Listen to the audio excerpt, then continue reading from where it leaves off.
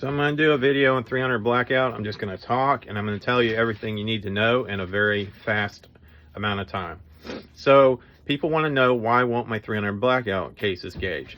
There is an overpressured situation with some cases where the base of them can get too big and they make small base dies.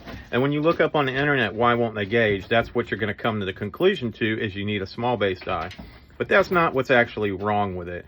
See, it can gauge from the outside, the OD, and not gauge from the ID, the inside. And that, in fact, is what goes wrong 95% of the time. So why won't it gauge from the inside diameter?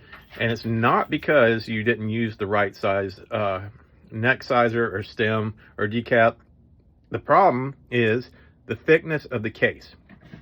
So 223 varies in size from 0.0101 to 0.0615-ish.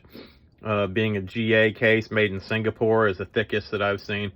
And you need your cases to be a certain size because the prototype of this bullet was based on a Winchester or Lake City, which are the same company, and they are at 0.011 neck thickness. So you need your neck thickness to be of a converted 223 case that is 0.011 through 0.013. Any bigger than that and it will not gauge once you put your crimp on it. And some people overcome that by putting a super heavy crimp, and you don't want to do that because now you're causing an overpressure. So the solution here is look online for a list, and we're going to make our own list. I'm going to go ahead and do that on a blog for you guys real soon, maybe in tonight.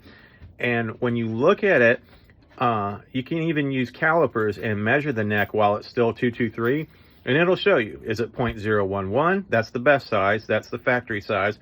Or is it 0.013? That'll work. And the best size is 0.011, but you don't want to go over 0.013 or you're going to get some higher pressures. And it's not really, these cases don't have a lot of powder in them, so it's not really about the pressure. It's about the fact that it's not going to gauge and it's going to cause trouble and you're going to have to throw it away and pull the bullet.